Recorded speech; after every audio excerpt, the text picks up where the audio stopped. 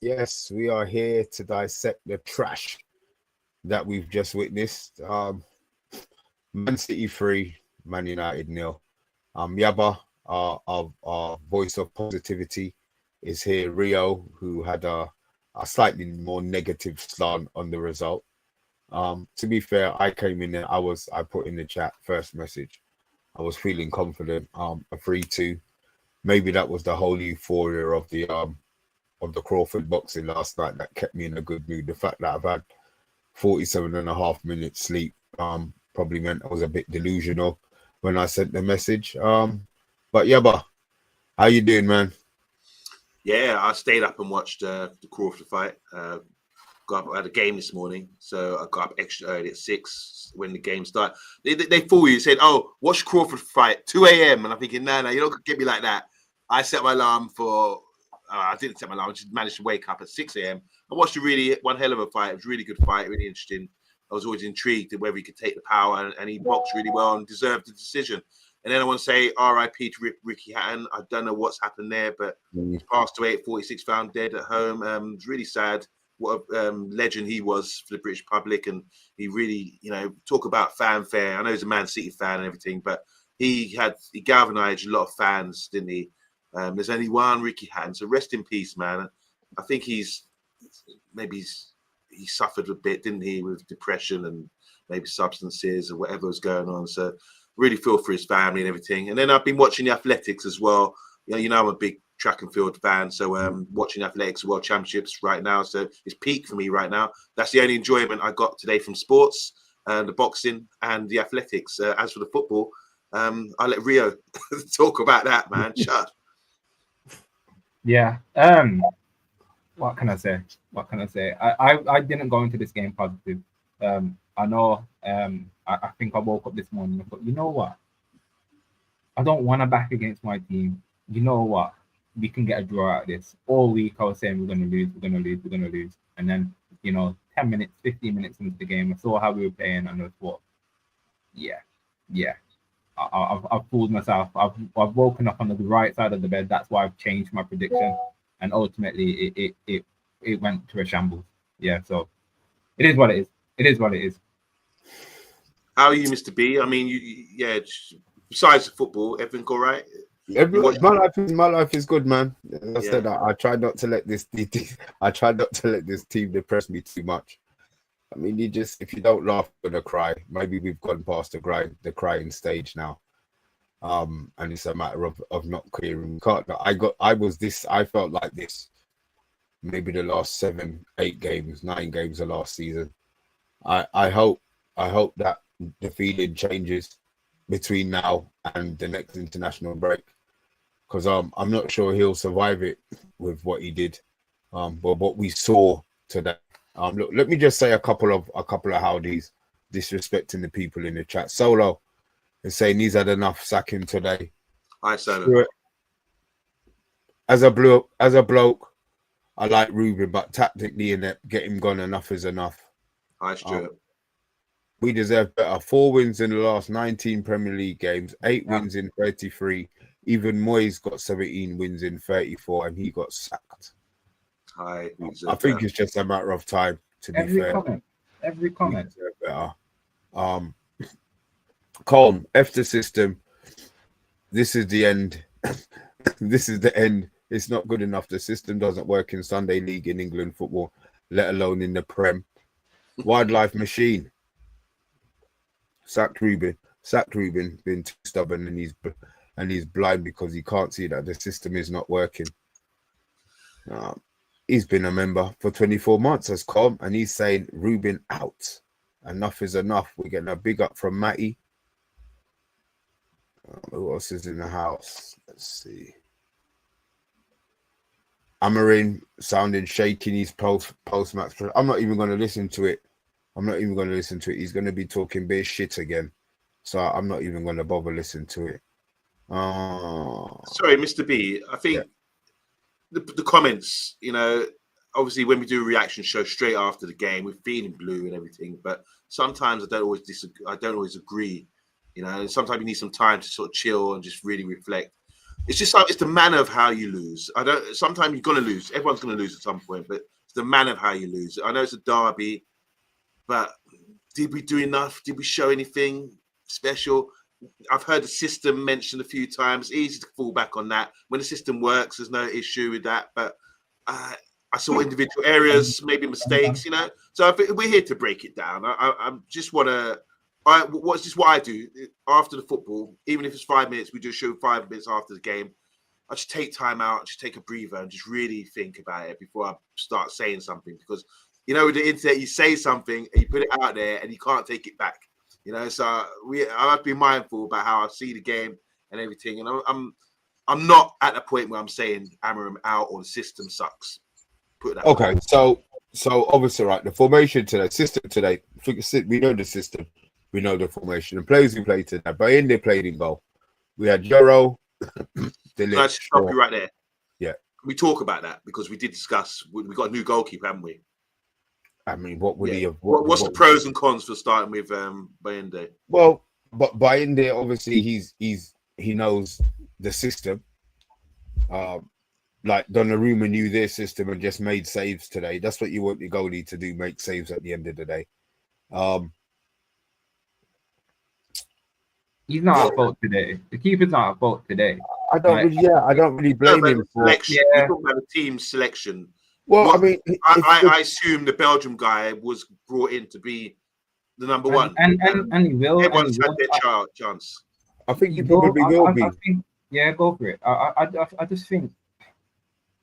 Yeah, I think the result would have been bad today, and I'm now that the game's done, it's all well and good saying it in hindsight. I'm glad he was not in goal for the 3-0 today, if that makes sense. Okay. Now it's done and said, let it be Bayinda, let him be the scapegoat, which it sounds really, really bad. Lemons can come in next week, like for the Chelsea game. Fresh, clean slate, at home, the home support behind him. Didn't want to put him in this environment, not today. Back three? I dig that. Were we happy with the back three that have been playing? Picks itself, doesn't it, at the moment? The only thing for me is I think Harry Maguire should be playing. You know what I feel about Harry Maguire. Yeah. I think he's still better than De Ligt. I feel disappointed seeing him on the bench. It makes me sad when I know he can go out there and he wants to do well, and he does usually play well. He's a talented footballer. He's a good defender, and I think we needed him today. Really disappointed. Or was it his error for the third goal? Coming on, you expect a man to come on, and we're forcing the game. We're 2-0 down and trying to force things. He just made a pass. We got cut out. Yeah, I'm with you on that, Maguire. You can't blame Maguire for that. I think the game was stretched at that point, and if you look, he lost the ball, which again, it's not his fault. He's trying to make a pass, and then there's this. The only player behind him was Haaland. He had no choice to do what he did there. I can't blame Maguire for that. Exactly. If he would have started the game, would he? And it's the point. You have to put things in context. He's come on. We're trying to force the game. We're trying to, make something happen. He's made a pass that maybe he wouldn't have made early in the game, and we wouldn't be in that position. We'd be out of position. We had to sacrifice something, and at that stage of the game, to say, "Oh, it's his fault," or I heard comments saying, "Look at him running back. He's so slow." I mean, come on, man. The guy had a head start. He's not going to catch him. So I just think that it's unwarranted to sort of start disrespecting Harry Maguire. All I'm saying is we asked about the back three. I'm happy with Euro, happy with Luke Shaw. I just feel that Harry Maguire, in my opinion, it's just my opinion, ain't shit. Everyone's got their own opinion. And just in my opinion, my humble opinion, I think Harry Maguire is better than De Ligt, and I think he should be playing. But I understand there's politics or people have opinions. The manager clearly has an opinion about it, and I respect that. But for me, Harry Maguire demonstrates time and time again why he should be playing. You don't bring someone off the bench and expect him to do something, you know what I mean, when we're trying to force the game. Okay. Midfield. Dorgu, Bruno, Ugarte, and Mazraoui. You're shaking your head. So can I ask Ria, what was you before the game, what midfield would you have picked? I would have especially the two in the middle. So to be honest, I was surprised Casemiro didn't play.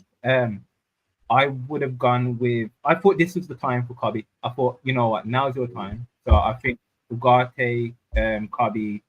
As soon as I heard Maz was available, he would have been on the right, and then it would have been Dorgu.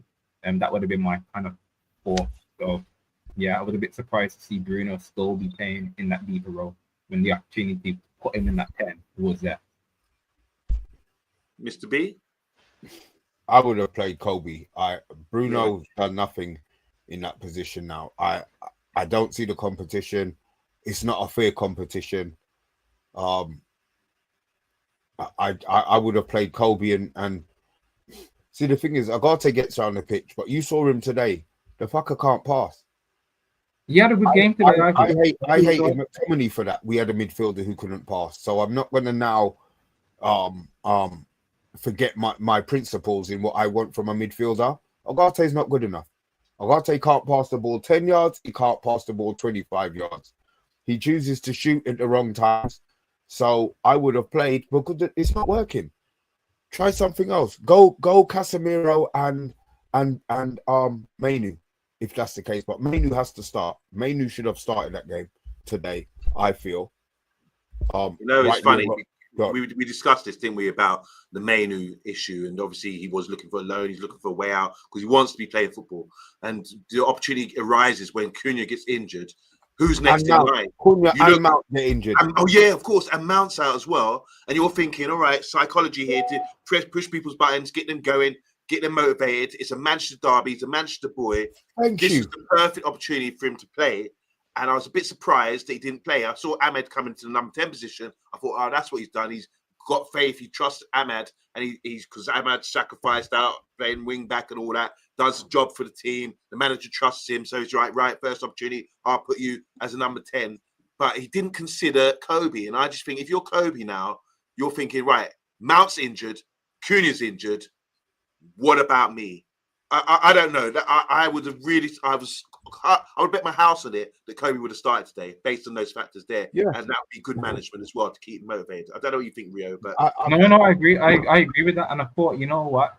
Foden, he's the Man City poster boy for a Manchester derby. And I thought, okay, he's not been playing. He's gonna throw him in. Okay, let's put our boy in. And I thought that could have been it. But yeah, look at the performance you got out of Foden. That's a great point you made there, bruv. Great point. We're and then obviously the front three. So obviously we had Ahmad, who sounds like Mbemo, who I think he's nailed down his position, and obviously Sesko got his start today. 18 seconds in, Haaland has a shot. What was it? 4 minutes in, Sesko has a shot, and then we didn't see Sesko again for the rest of the game. I see. I don't want to keep harping on about the formation because it just sounds like a broken record.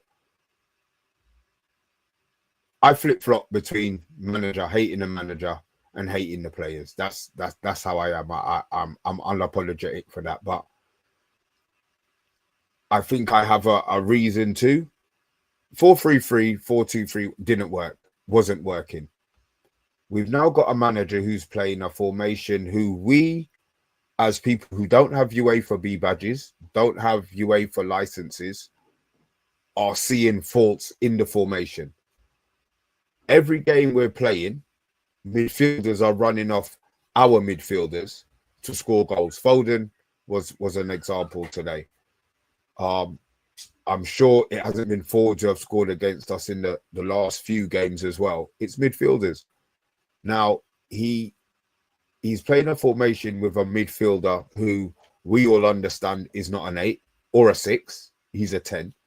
So we've pulled our best player out of a position, and we've got a young, up-and-coming player who, may not be able to play that position. But is he being given a chance to prove that he's worse than what's in there? It's going to get to the stage where Kobe's going to say, I'm done. Come January, he's going to say, I'm done. I don't want to play. And then it's going to be this whole player power thing again. If you haven't been given an opportunity, or you're not being given an opportunity, and you're seeing players in your position maybe doing worse, it's going to demotivate you. You look at Luke Shaw. Okay, Martinez has to come back. I'm praying Martinez comes back. But we've got Heaven, who didn't let us down last season. So he's now playing. He's stuck with what he feels is right, the back three. Dorgu, Bruno, plus whoever. He needs to start being able to change. If it's not working, all right, you don't want to change the formation. I get it. But maybe try and change the personnel. He's now got 1 game a week. I really wish we had a game in a week to get this one out of our system, because we're now going to sit down for a week, stew for a week, and then we've got Chelsea next weekend. You see what you see what I mean? There's no.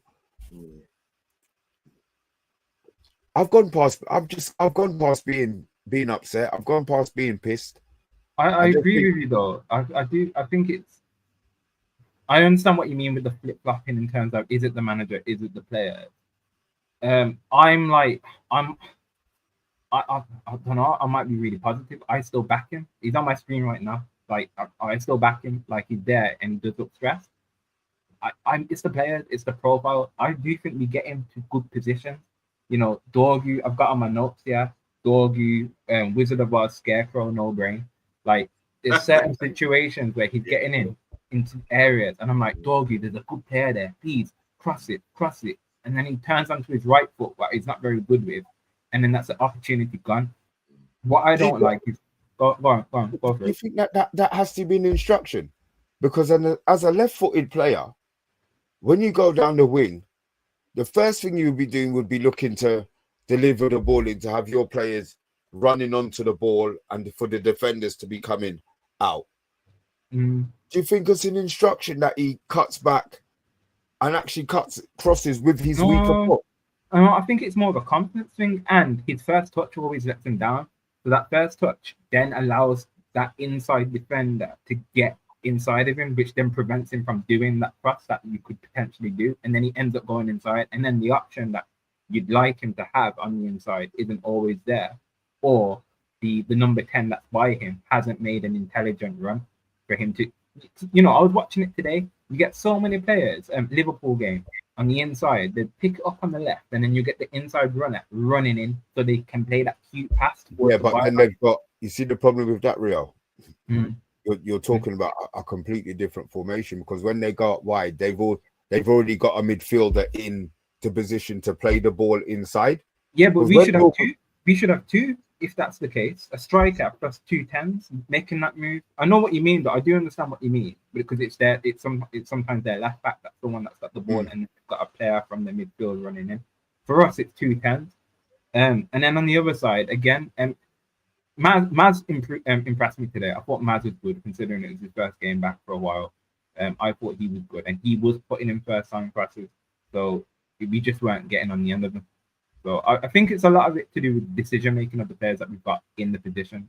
But I agree with you. I would like us to try some different personnel, like, you know, Xerxes. I loved Xerxes last season. What's happening with him? I think he should get a good goal. He's a ball carrier. There's so many times he was getting the ball last season, turning and running at his man. We could have done with that today. And his link-up play as well. We were on Sesko.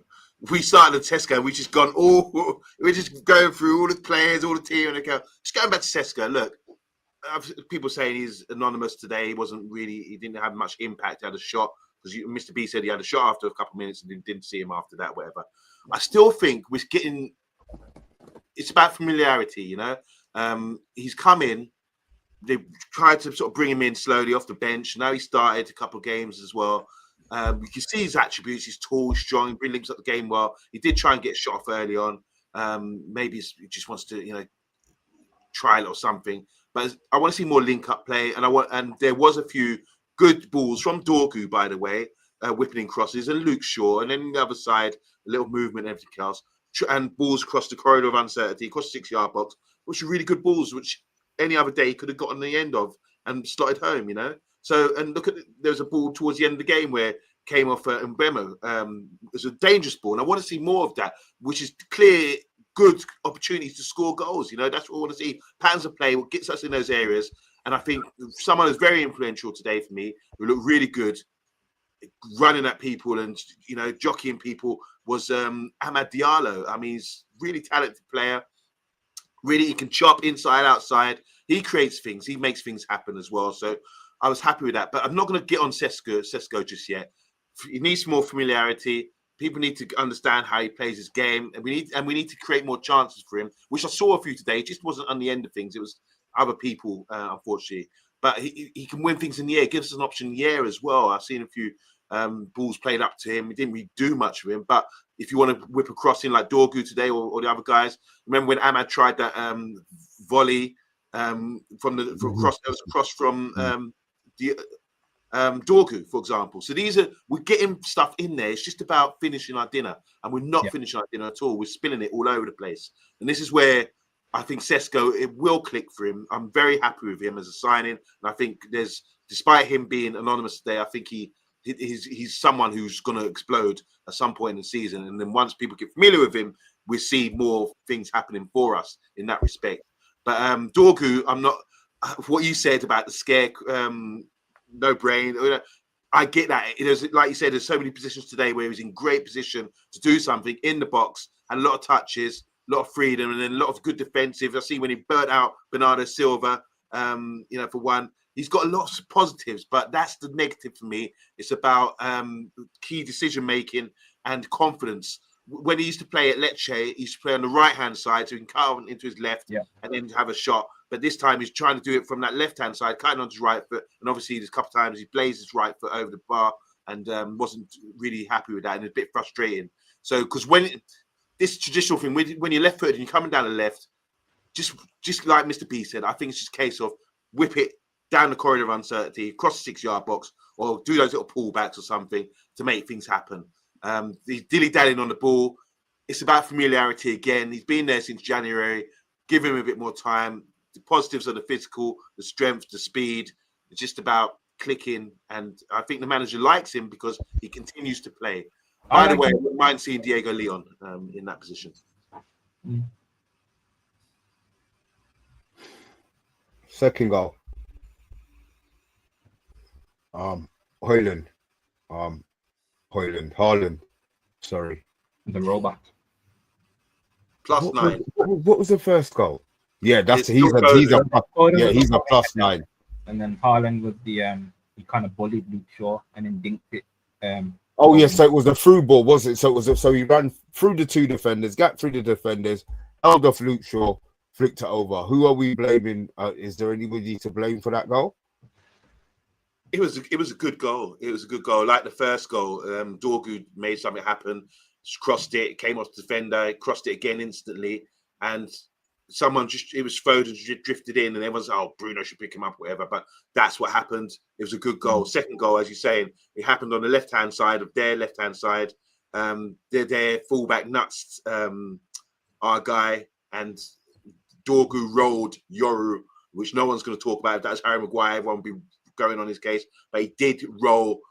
Took a soft roll from Greg's for Yoru, for Dorgu, rolled him, and obviously Haaland got through one-on-one and dinked the keeper. It's a brilliant finish, you have to say that. But no one's going to say anything about Yoru because we all like Yoru, and we're not going to pick out his defensive. He got pulled. He got pulled. So maybe. Yeah, but the traditional thing is, if that was Harry Maguire, look, they're blaming Harry Maguire for the last goal. You see what I'm saying? I'm not hearing no things in the comments or people talk about Yoru there. Yoru got rolled. As a defender myself, that's something that's standard. You got too tight. The man rolled you. Sausage roll from Greg's. You got flaky, crusty sausage roll over your lips, and that's it. You know, and you have to take that one. I love Yoru. I'm going to call him out on that. That was there. You go. Yoru made mark on the wrong side of the goal. No, I agree because it was Luke Shaw. Because the goal got scored on the left side of the box, but Luke Shaw was on the other side. So I don't understand why Luke Shaw had to come across all the way to the other side. It's because Yoru wasn't in position, like you say. He got rolled like sausage. The third goal, obviously, we discussed, was the break from the halfway line. Maguire, bad passing, obviously, in midfield. Ball broke to their player, played the ball over the top. He already had a 10-meter head start on Maguire. Maguire was never going to catch him. Finished low corner, edge of the box. I suppose we're all going to discuss who was at fault for the third goal. I'm going to say Maguire. Obviously, yeah, but I know you're not going to say Maguire. It could have been a bit of luck with the ball played over and he was still onside in his half. He finished.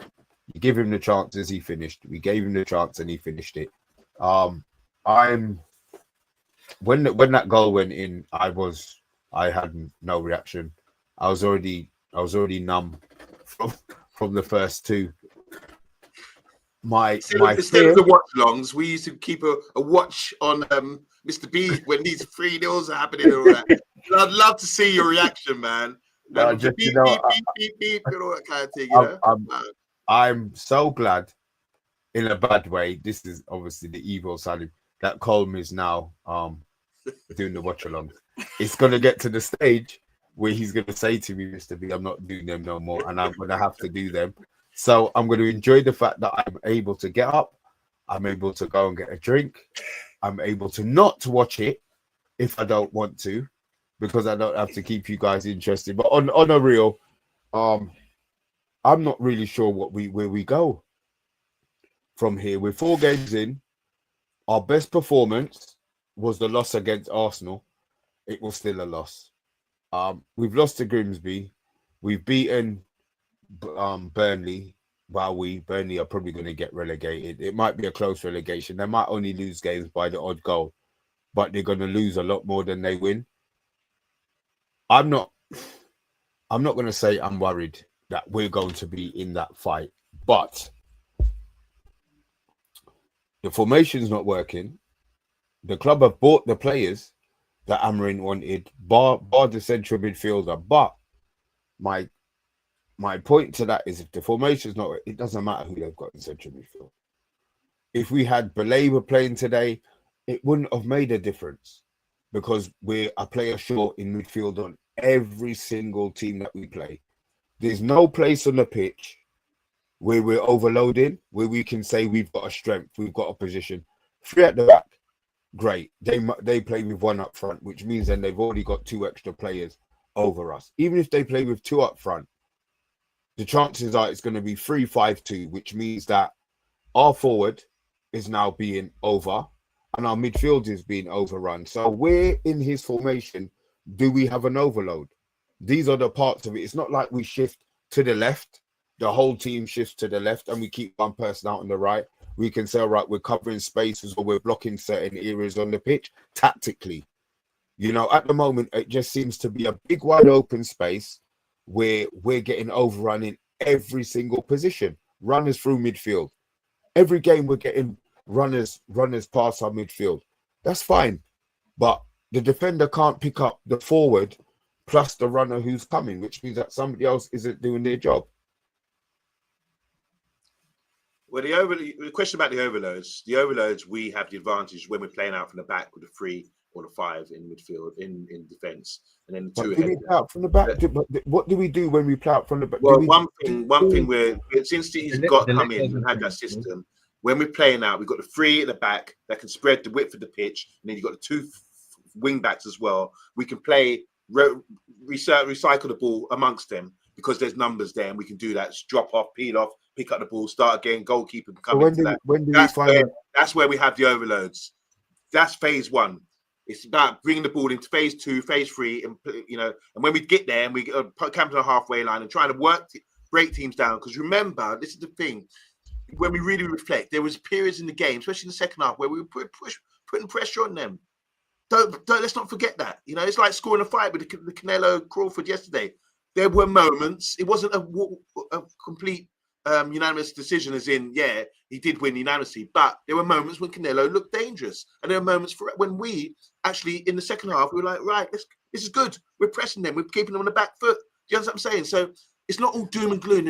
We have to look at the positives as well as negatives. So we're quick on to come on the show and say this is bad, this is bad, this is bad. Oh, it's the formation, but we're not talking about how the formation gets us more possession in defence, and it's phase 1, and then as we evidence today, Mr. B, we have moments in the second half where we were putting the pressure on them. When in the second half, we started off and we had about 10-15 minutes where we were really trying to force something and make something happen. And did we create any chances in that 10 or 15 minutes trying to force stuff? We tried to make things happen. That's what I'm saying to you. So it's not all doom and gloom. So if you're talking about the system's bad, I can see positives there for the system to say how we're trying. Yeah, okay, we're trying to make this work, because most of the team aren't familiar with it. And you say how long it's going to take, but we're trying to make things work. I'm not going to say it's our system's rubbish when I've been watching the game and seen us put Man City on the back foot and control a lot of possession at some points in the game. See, I would have said they didn't. I'm going to agree with Fawn. I'm going to agree with Fawn on this one. They let us have the ball. They just sat in and waited. They didn't. I agree. The first 10-15 minutes, apart from a moment of genius from Doku, that's what unlocked our defense. It was we were pegging them in. Honestly, excuse the wording, but yeah, we had them pegged honestly, and it was fine. The first 10 minutes of the second half, it was fine. It wasn't a case of them all kind of dialing it in. You know, let's try and take a breather for the first 10 minutes to see how they perform. They're not that team. I honestly, the formation, there's nothing wrong with the formation. I honestly don't believe it's the formation.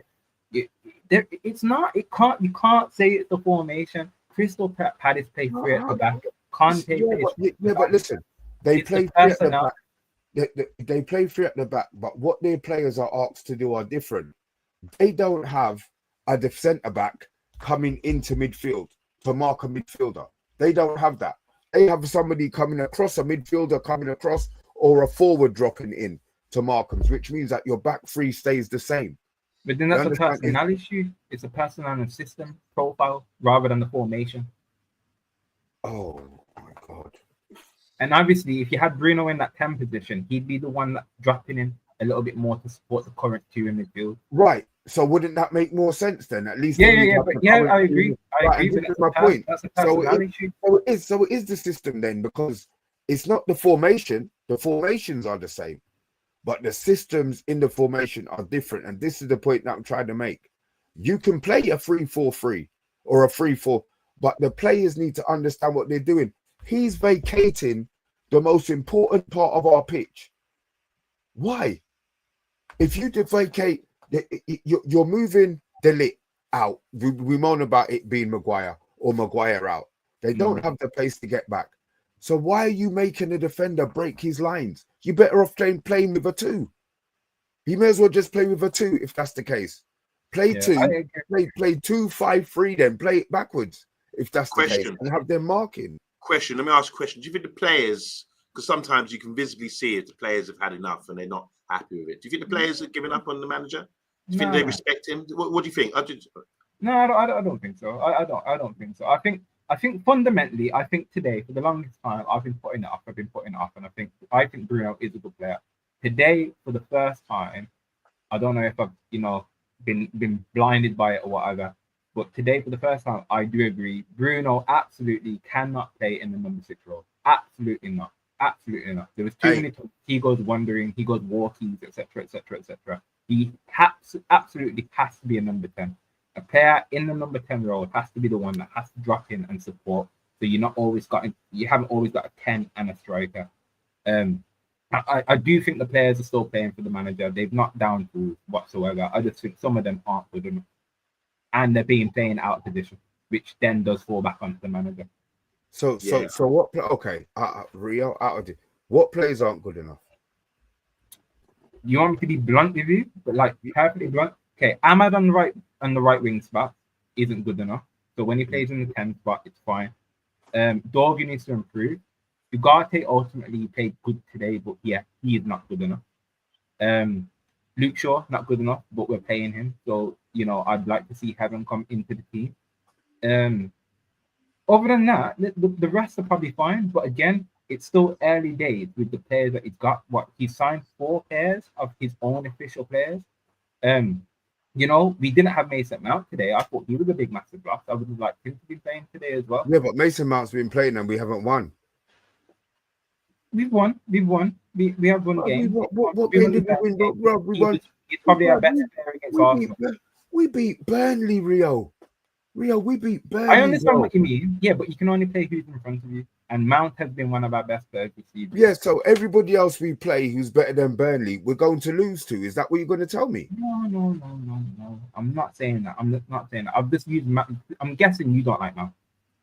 No, I listen. I said I think that Mount will probably do a job for the season. But what is Mount's position in the formation that he's playing? Mount's not a 10. He's pigeonholing 2 players into a team, and and he's taking a player out of central midfield. Mostly, but then Mount is one of those ones that you play in 10 that can drop in deep to help support the number 2, the 2 in midfield. Like he's one of them ones that can drop in deep and support. So now and this is the problem. So we've got a formation where at no stage can we play alpha. We're always adapting to what other people are doing. No. Just any team that plays a 3-4-3, ultimately those 2 10s are not always attacking 10s. You will always have one of those 10s. Doesn't matter what team you play for. One of those 10s will be a slightly more defensive one. So when and we don't. And my point is, we don't have that. He hasn't built the team like that. Yeah, and I agree with that. Like I agree with that. I agree right, with that. but you're still blaming the players. When Cunha has been playing in that role, he has been dropping deep a little bit to try and grab the ball, and then he runs with it, so he does drop deep. My issue is Bruno being in the 6. That's the issue. Bruno being in the 6 is the issue. That's my ultimate. Playing as an 8. Oh, sorry, as the 8. Sorry, as the 8. That's my ultimate issue. That doesn't work. Because he goes walkie, like he goes. eReva7ZUK. I think this is going to get him the sack. I think him playing Bruno in this position is going to get him the sack. Bruno, I'd like him to come out and explain why he thinks Bruno worked well there, because he's not once come out and kind of justified it. I'd like to know the thinking behind it. That but he's not going to come out and say that. Even if he did, I don't think anybody would accept the explanation that he's given, because it's blatant. It's blatant that it doesn't work. It doesn't work. Let's be honest, it doesn't work, because we're now playing with one central midfielder. That really we're playing with one central midfielder, because Bruno plays like a free role in the 8. And if you're gonna do it, and again, and that's probably why he wants to get Baleba, that player that's gonna be the one that's left on his own has to be a jack of all trades, and Ugarte's not that, Casemiro's not that. That's my question. So I can't remember, but going back to Sporting, what are the characteristics of his 2 midfielders at Sporting which made them a good side? They had Homeland. Very similar. Yeah, they had Homeland and who else is there? I can't remember the name of the track. But they were both very similar. Like there wasn't one destroyer and then one ball player. They both right. And you see the difference. We don't. They're not. The players that he had aren't similar. I would assume he would rather have 2. See, we don't have Roy Keane type. And he had Ugarte and let him go. There you go, because he couldn't pass. Yeah, because he couldn't pass. Or because they got good money for him. Sporting not going to turn down whatever. I get that. I understand that, but the fact that they won when Ugarte left is probably more testament to the players that they brought in as a replacement to him. You know what I mean? Look at PSG when he left. You've got central midfielders who keep hold of the football, who take it personally when they lose the football. Don't just get their head up and whack it away. Yeah. Look. I know how we feel, Mr. Biala. I know we're sort of bumping heads and everything. I'm really upset about losing to City and, struggling to see any development. And I'm not, you always call me Mr. Positive or whatever. And I'm just looking to see, all right, what would I do in this situation? As long as we don't get relegated, what am I thinking? I want to improve as a side. Are we going to improve as a side with this manager in charge? The only way I don't see it happening is if the players give up on him, that will be noticeable. And I don't think we're there just yet. I just think the fans, we demand a lot more. We want to see more from our team. I'm disappointed the way we went out today, because some sloppy stuff, like you said, with Bruno not tracking Foden or Luke Shaw and someone getting nuts for the second goal, or these things really. And then for the third goal, we're trying to force things because we're trying to get back to the game. On the halfway line, Haaland goes through and scores or thing. So I still basically, I back the manager. I'm not ready to give up on him yet. 2, I think the manager's said it.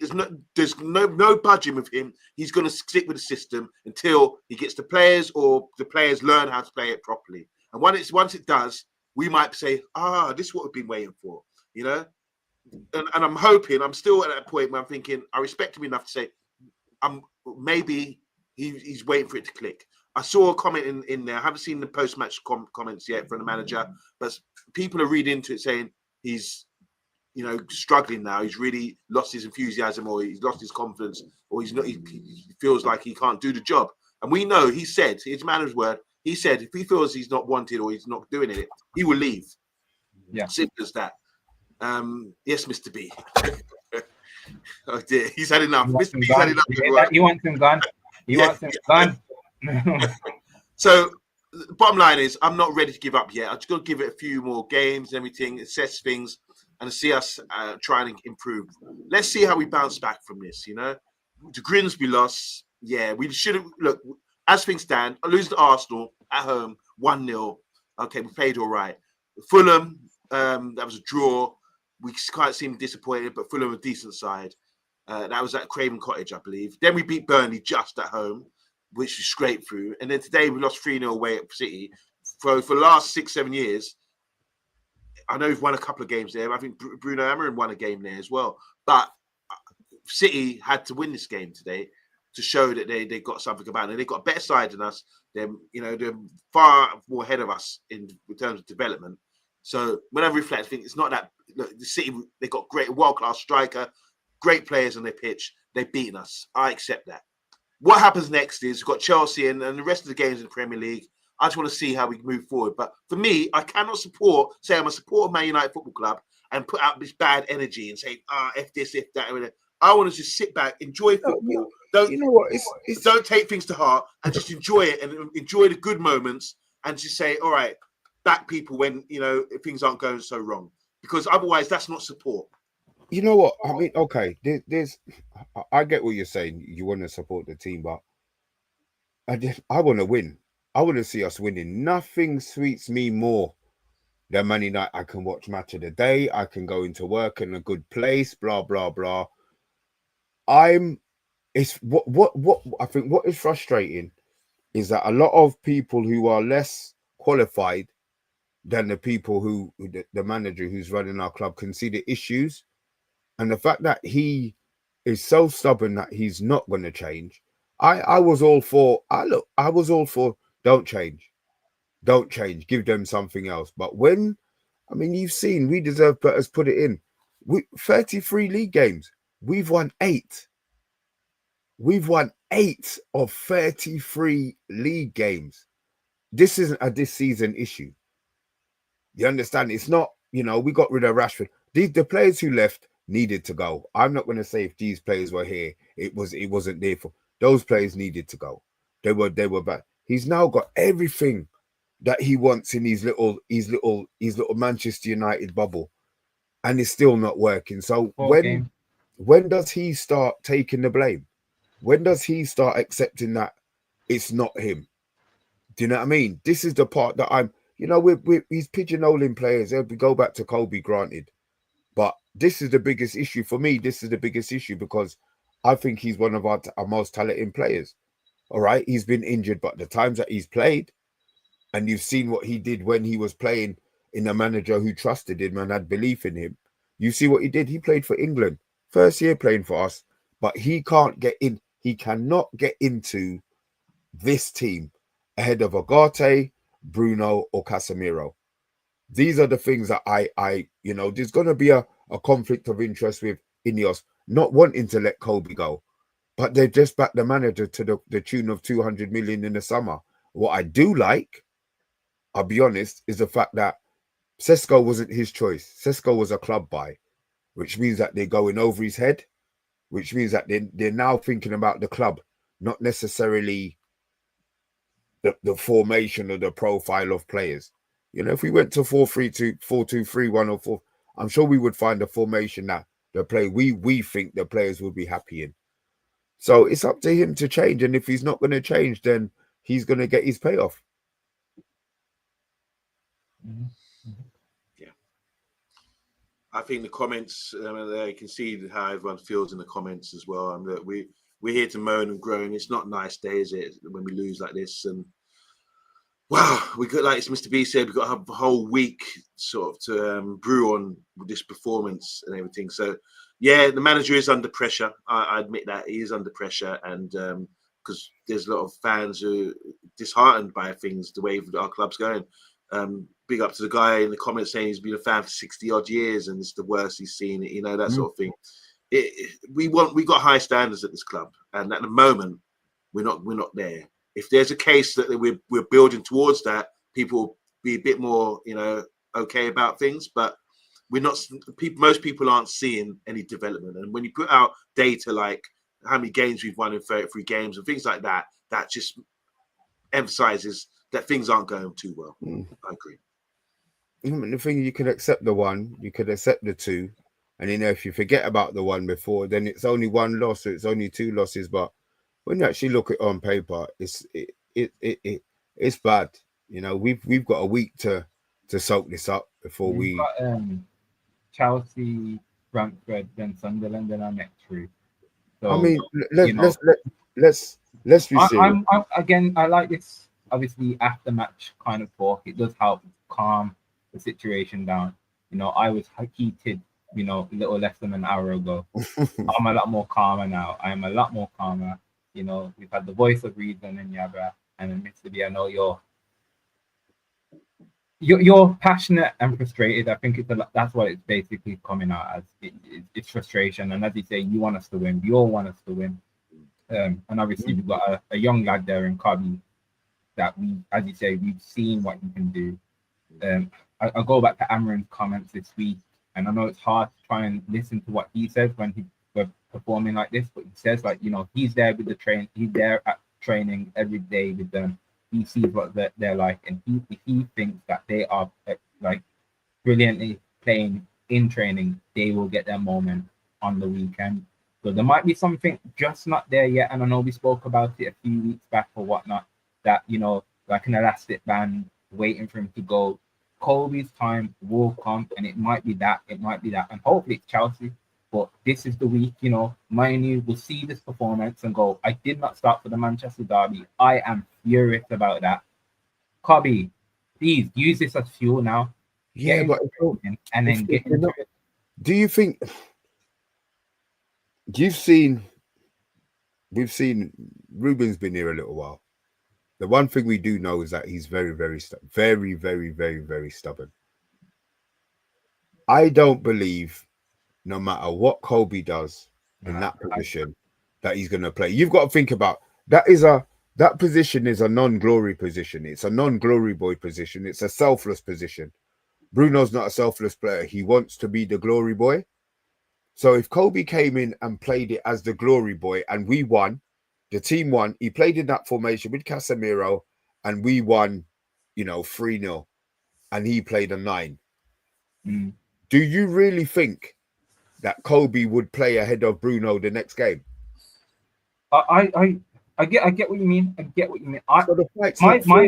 My thinking, if it carries on, and again, it's not an agenda against a certain player, but I'm hoping that Kobe takes this opportunity this week. He plays in the number 8. Next week, Bruno plays in the 10. And I actually think it might be Ahmed that gets dropped, if I'm going to be honest with you. And that's how Kobe gets his opportunity in the team. So he's going to play. So he's going to play Kobe where? Like in the number 8 role.